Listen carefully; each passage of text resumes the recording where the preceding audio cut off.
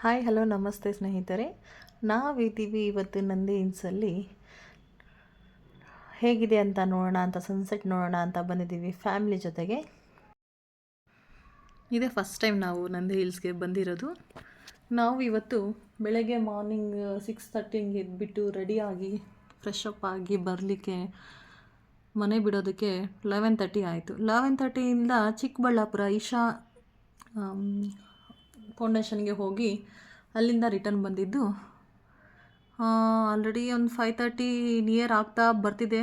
ಅವರು ಅಲ್ಲಿ ಹೇಳಿದರು ನಮಗೆ 6 ಆದರೆ ಕ್ಲೋಸ್ ಆಗುತ್ತೆ ಅಂತ. ಬಟ್ ನಾವಲ್ಲಿ ಹೋದಾಗ 5:40 ಆಗಿತ್ತು ಎಕ್ಸಾಕ್ಟಾಗಿ. ಆಮೇಲೆ ನಾವು ರಿಕ್ವೆಸ್ಟ್ ಮಾಡಿದ್ವಿ. ಆಮೇಲೆ 6:30ವರೆಗೂ ನೋಡ್ಬೋದು ಹೋಗಿ ಅಂಥೇಳಿ ಕಳಿಸಿದ್ರು. ಆಯಿತು ಅಂಥೇಳಿ ನಾವು 6:30ಇಂದ 6:40ವರೆಗೂ ಇದ್ವಿ. ಹಾಗೆ ಜನನೂ ಬಂದಿದ್ದರು. ಏನಕ್ಕಂದರೆ ತುಂಬ ವೆಹಿಕಲ್ಸ್ ಎಲ್ಲ ಬಂದುಬಿಟ್ಟಿತ್ತು, ಇನ್ನೇನು ವಾಪಸ್ ಕಳಿಸೋದು ಜನನ ಅಂಥೇಳಿ ನಮ್ಮನ್ನು ಒಳಗಡೆ ಬಿಟ್ಟರು.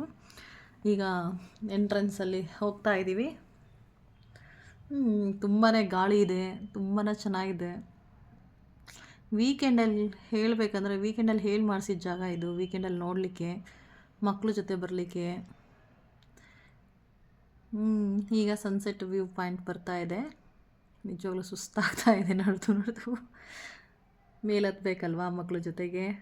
ಆಮೇಲೆ ಫ್ಯಾಮಿಲಿ ಅಮ್ಮ ಬೇರೆ ಇದ್ದಾರೆ. ನೋಡಿ ಸನ್ಸೆಟ್ ಕಾಣಿಸ್ತಿದೆ ಇಲ್ಲಿಂದನೇ.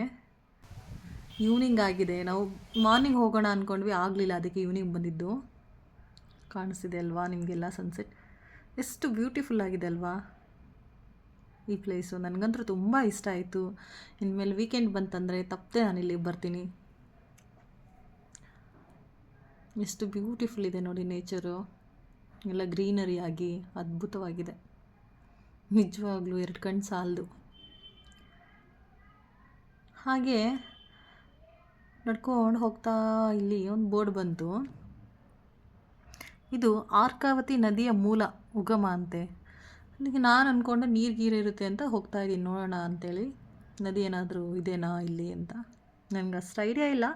ಹೋದ್ಮೇಲೆ ಗೊತ್ತಾಗುತ್ತೆ, ಬನ್ನಿ ಹೋಗೋಣ. ಈ ವಿಡಿಯೋ ನಿಮಗೆ ಇಷ್ಟ ಆದರೆ ಲೈಕ್ ಮಾಡಿ, ಕಮೆಂಟ್ ಮಾಡಿ, ಶೇರ್ ಮಾಡಿ. Thank you friends.